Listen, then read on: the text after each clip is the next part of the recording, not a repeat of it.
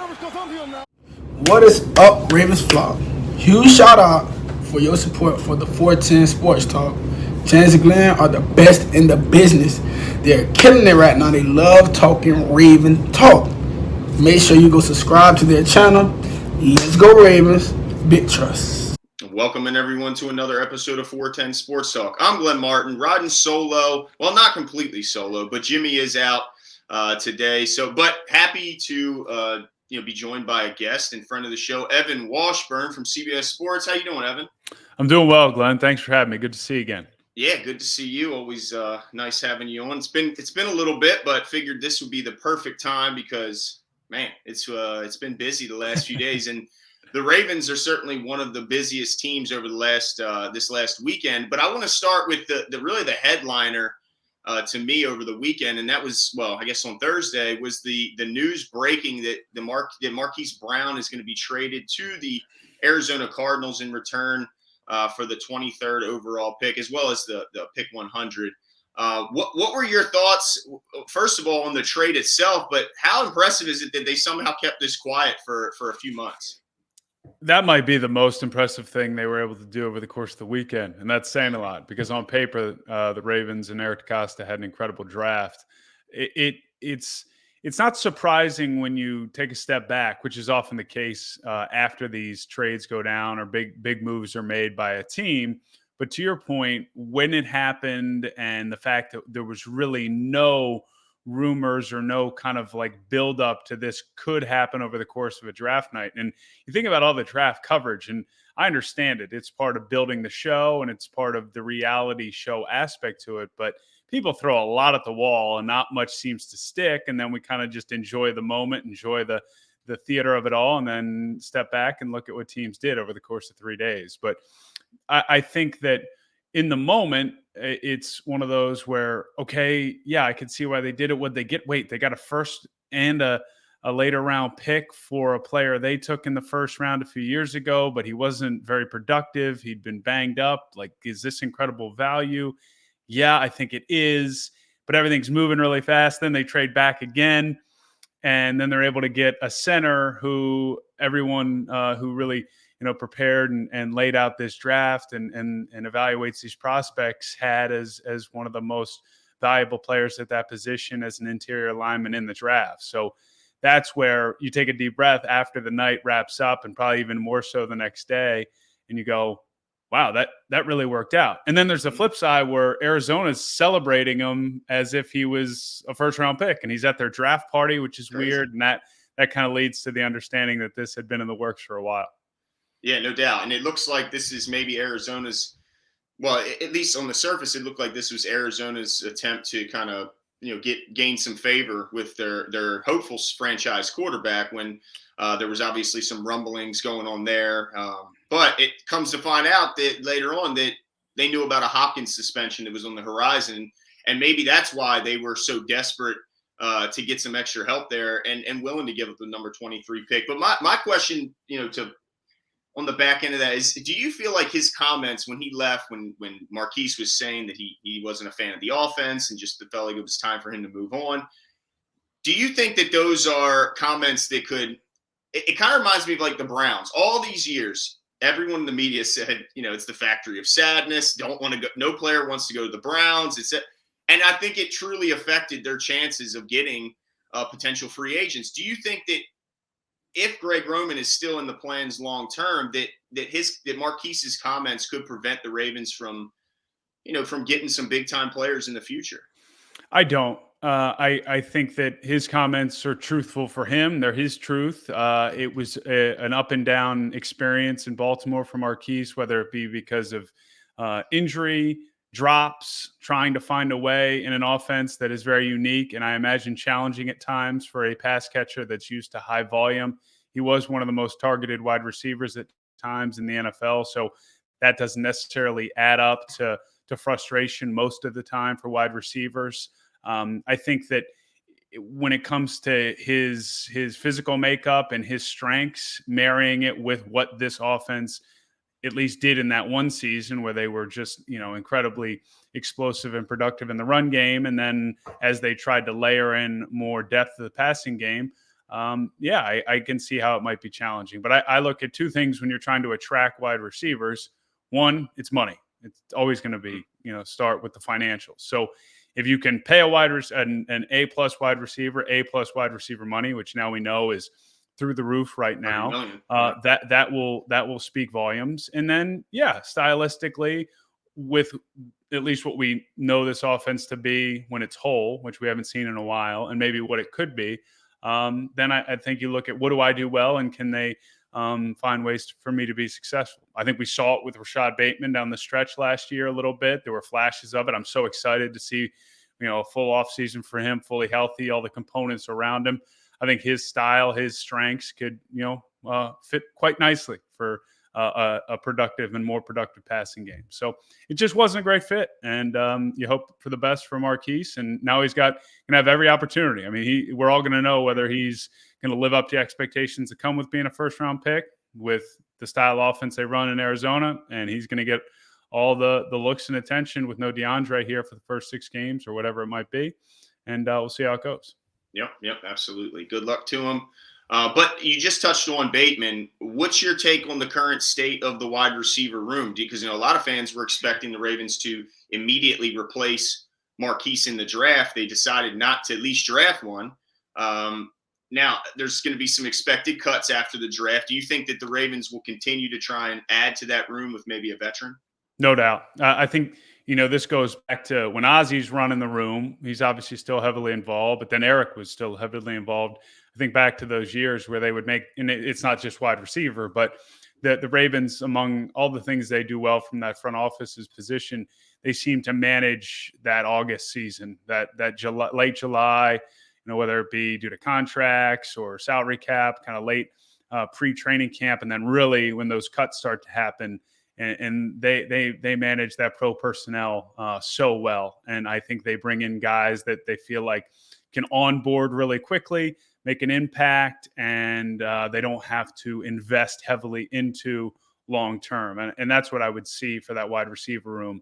But I think, Glenn, you're seeing, and it's no secret, despite the want and the need maybe for this offense to take another step in the passing game and find success in that area and depth and complexity there, this is going to be a run first offense. I mean, they're going to get back all these running backs. You hope so, or they hope so, health wise. You've got an all pro tight end who I equate to a wide receiver. I mean, I just look at it as pass catchers. I don't necessarily, I know contractually there's a difference there, but I'd take Mark Andrews over a lot of wide receivers in the NFL, including some of the ones that were drafted in the first round. So I think you got to look at it that way. And then the way they added to that room. So it's no secret how they're going to stylistically line up probably week 1 in a lot of ways. And you don't need a bunch of, conventional outside guys that fans I know clamor for a lot of times.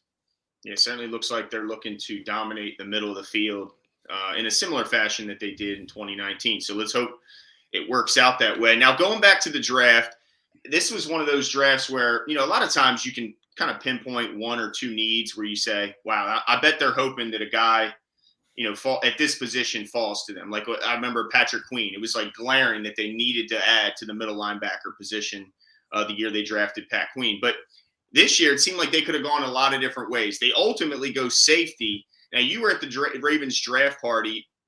What was your reaction? Then what was the reaction of the room when they go safety with their first pick?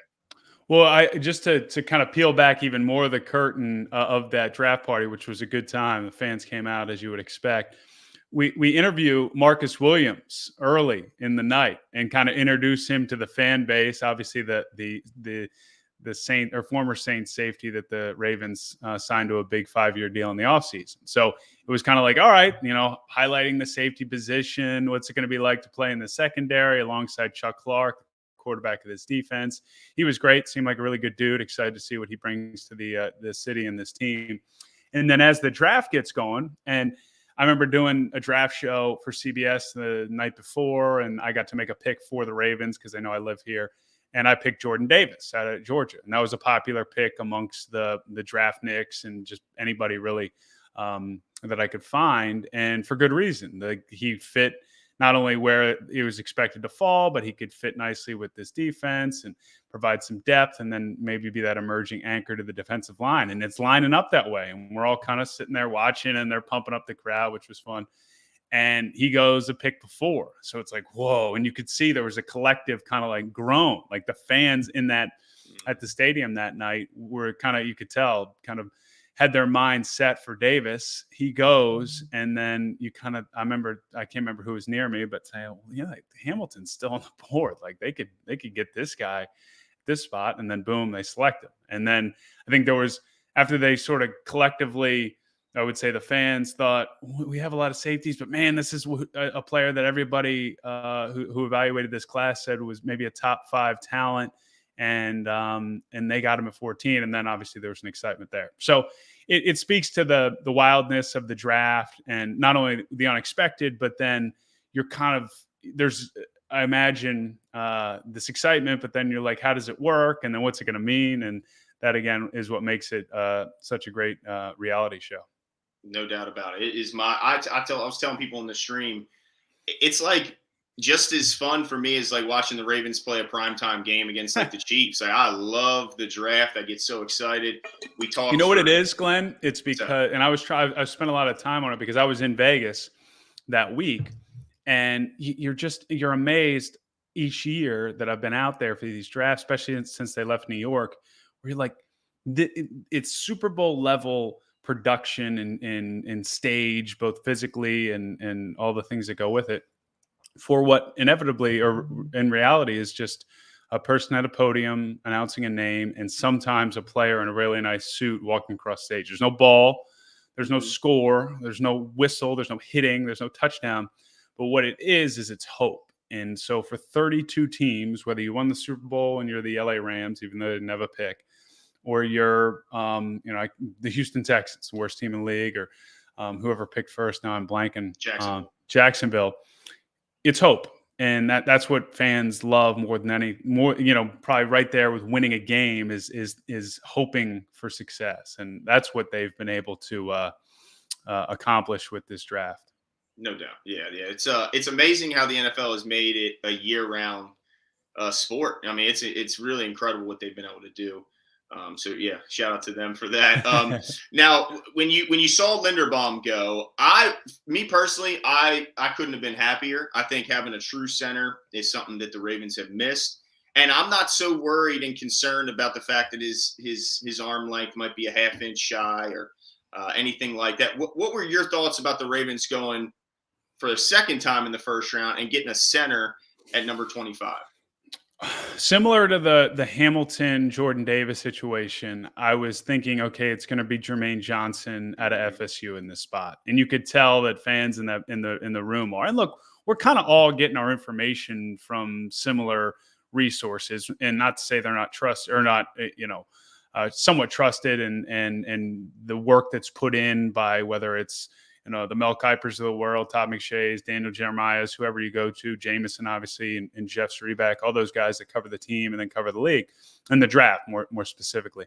But it kind of, they built that up. I mean, similar to Kyle Hamilton, it was like, wait, Jermaine Johnson was supposed to be the 11th pick, and he's available to the Ravens at 25.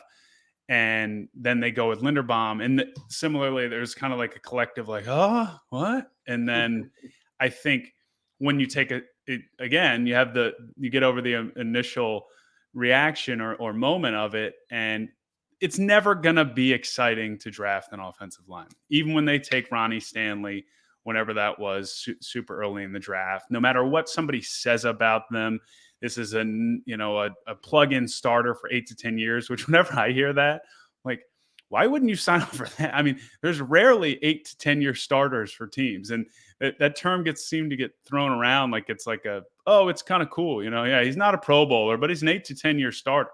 I think if you have a 10-year starter at any position in the NFL, that's something you sign up for immediately. So that was kind of the tagline with Linderbaum. It was like, oh, you can put him in, plug him in, he'll be part of your organization for 8 to 10 years.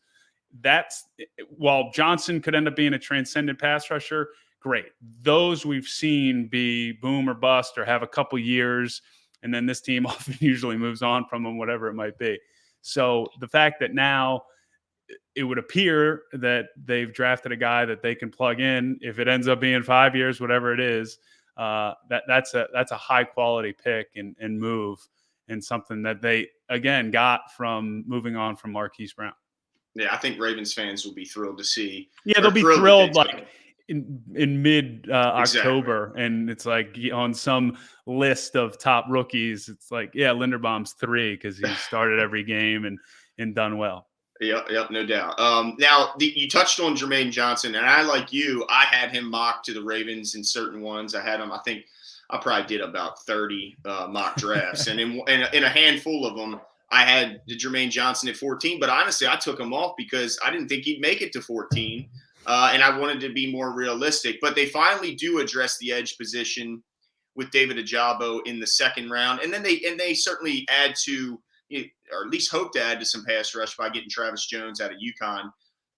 But with the Jabo's injury, do you think, I mean, to me, this was the number one weakness going into the draft. And I'm not sure how much they addressed that number one weakness, at least early in the season. Maybe Ajabo's back mid-season, maybe end of season. But what are they going to do week one when, with the Bowser injury? And it just seems like they're still pretty desperate at the edge spot.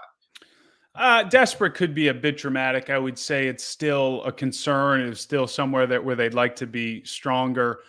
I've and maybe you can keep me honest here, Glenn. I'm struggling to remember a rookie at really any level of the first round in recent years, and especially into round 2 and round 3, rookie pass rusher that really came in and made an immediate impact. Not just with Micah the Ravens. Parsons did pretty good for the Parsons. Yeah, okay, special talent. Ironically, not even listed as a pass rusher out of the draft. He was an inside linebacker that just showed that he could pretty much do anything on a football field. Right. So, yeah, I mean, like, and again, I'm not saying that they don't exist, but even whether it was, Jermaine Johnson, I've become sort of programmed to think that that's a position of development. It requires some years in the league, a couple years to kind of get your sea legs. Tackles in the NFL are a lot different than they are in college.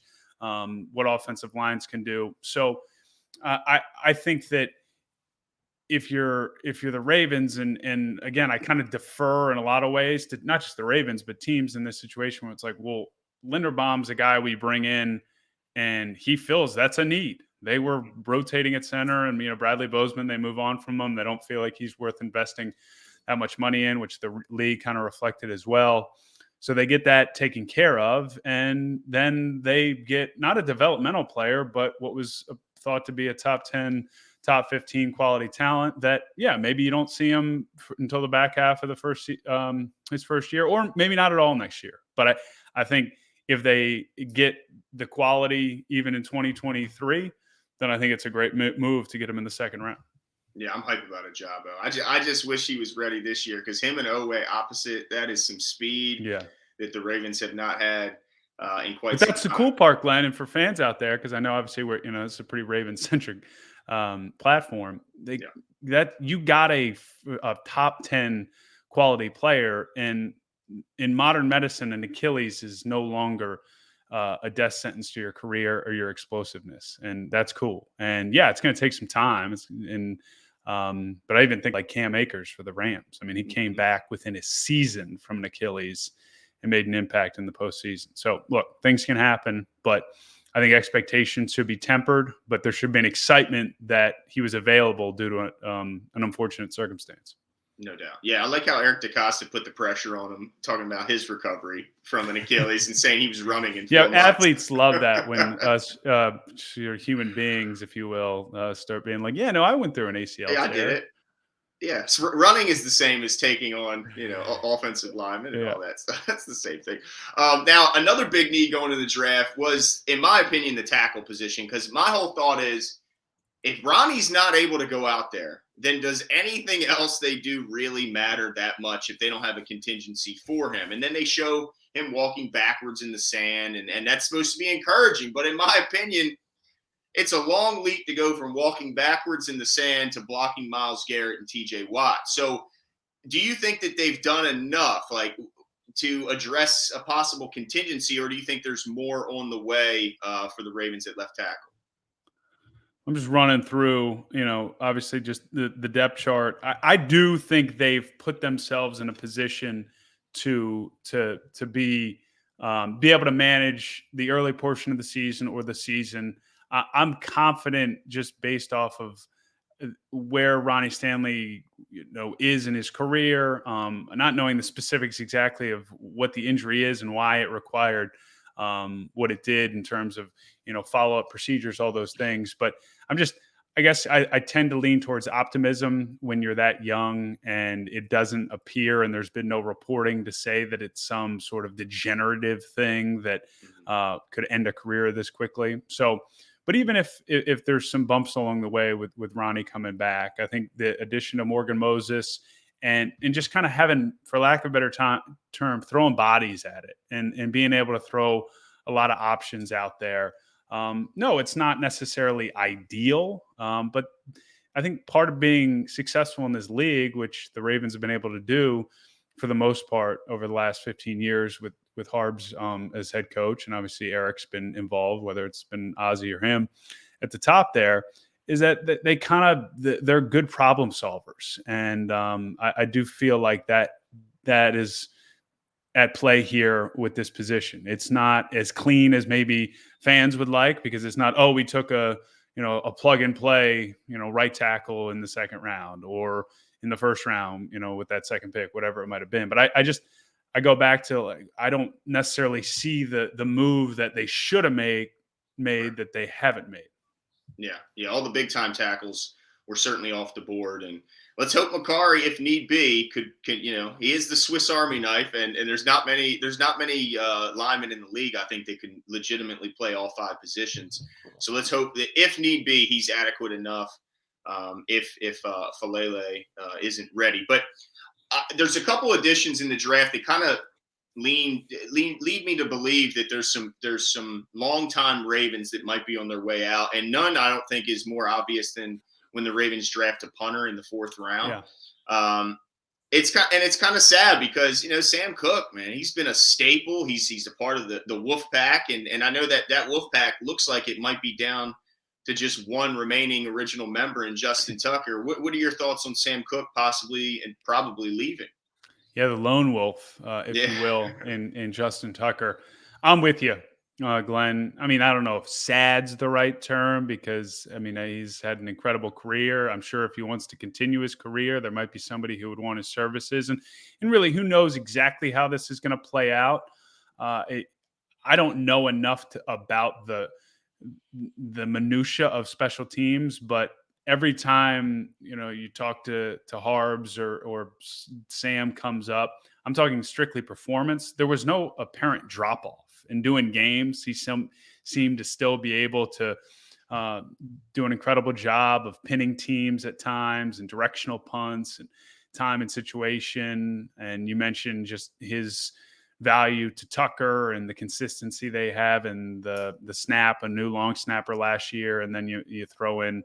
Or then he kind of solidifies the hold. So it's striking, it's surprising in some ways, but then I again defer to Harbaugh, who lives and breathes this area of the game, and then you've got Randy in there as well, and special teams has just been such a focus and a strength for this organization again over his time, that if they see something in this kid from Penn State, Jordan, then you kind of have to maybe trust him, because the money doesn't seem to be game-changing in terms of cap space, despite the fact they're tight. I think it's like $2 million that they might get in relief if they move on from Sam.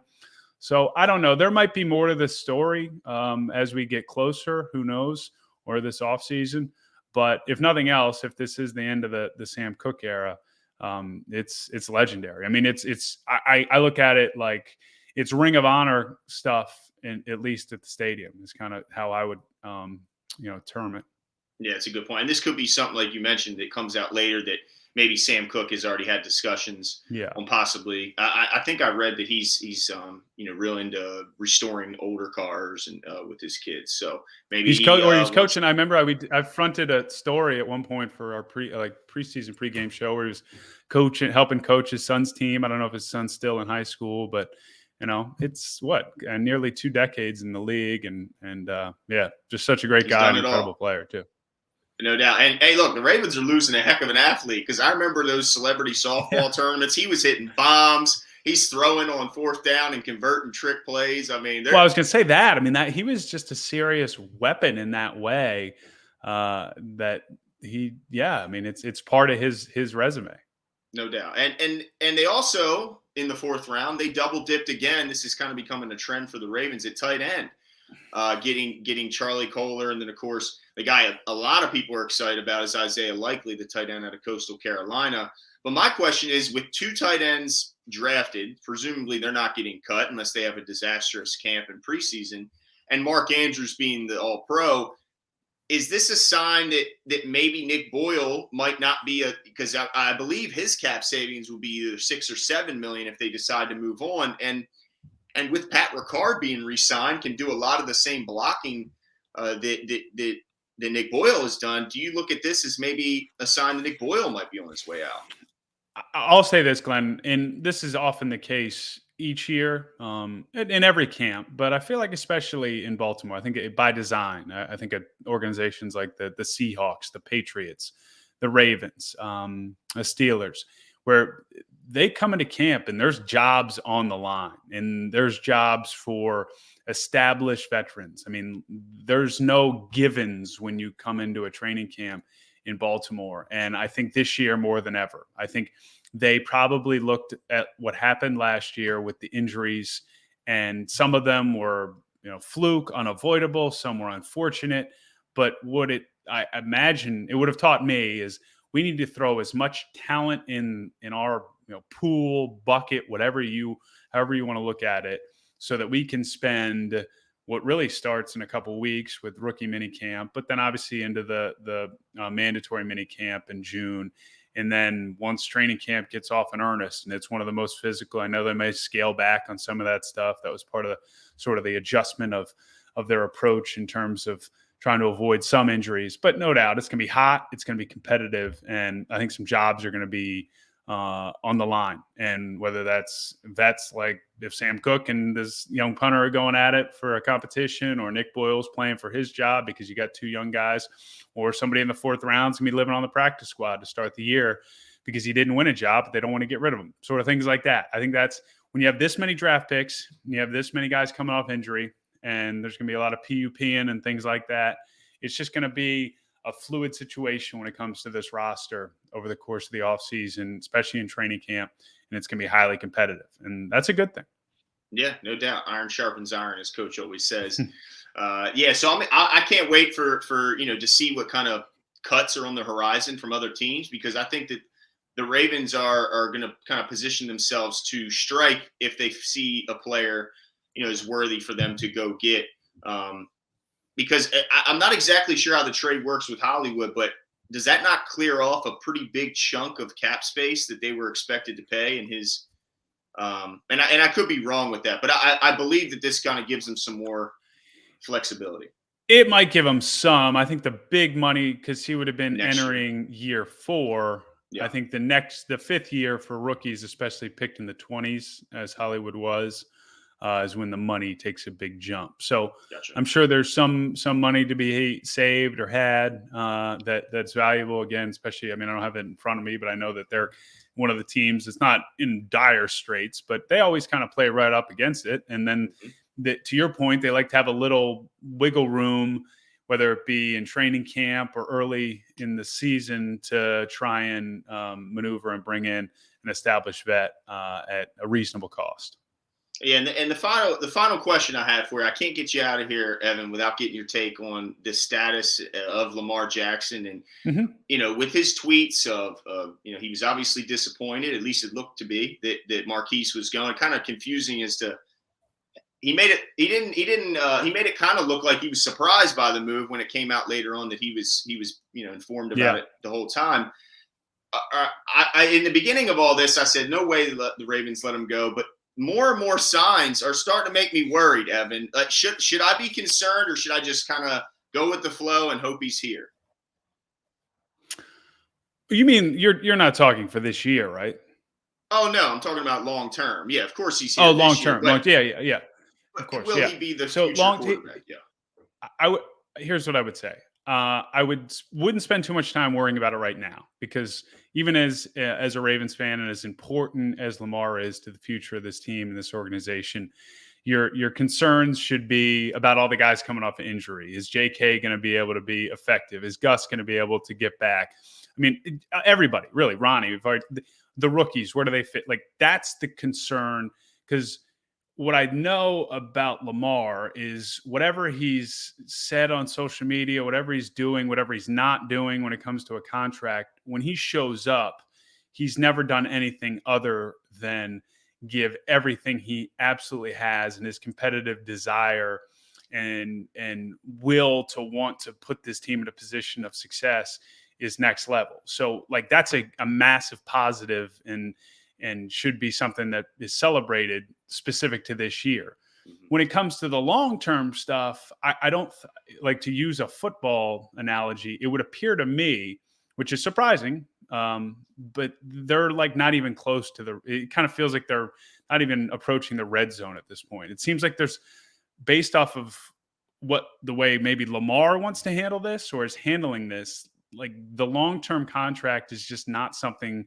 that wants to be done right now. That could change as early as tomorrow. Who knows? But just based off of what's been said publicly and what's been reported behind the scenes, it just appears that it's just not something that is going to be taken care of in the immediate. And that is shocking, because every other, whether it be quarterback or Debo Samuel, all these guys want their deals. They want their money now, and you get it.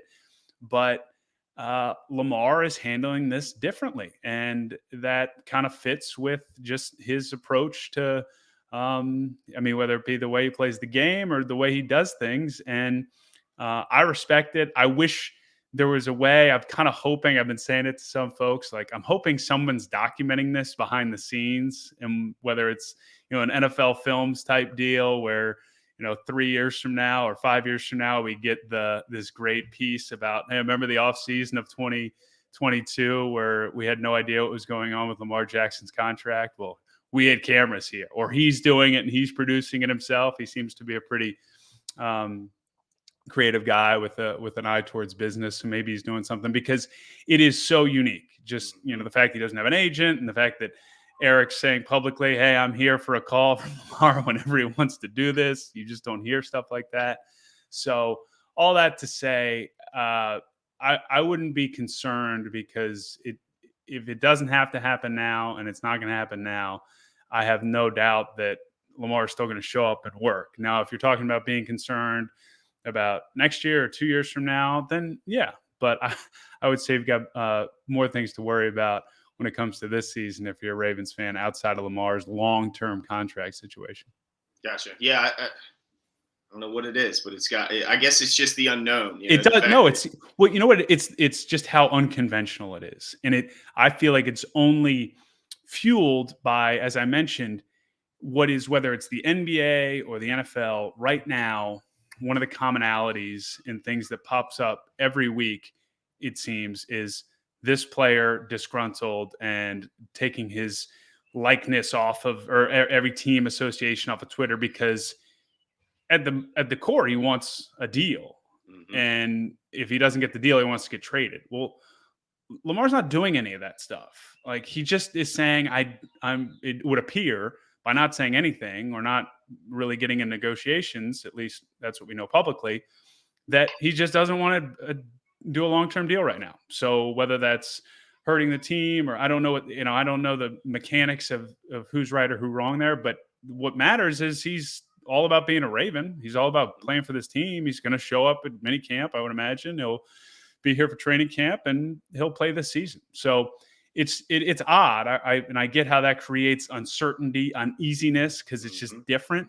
But I think you kind of have to hop on board for that with this ride. I mean, that's the beauty of the type of player he is, and it would appear to be the type of businessman he is too.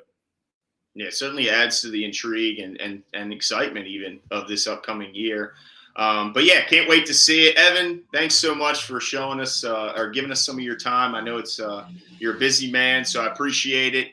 And yeah, thanks for all you do for the Ravens as well. But Evan, let everybody know where they can find you, what you're working on, and Sure. everything like that.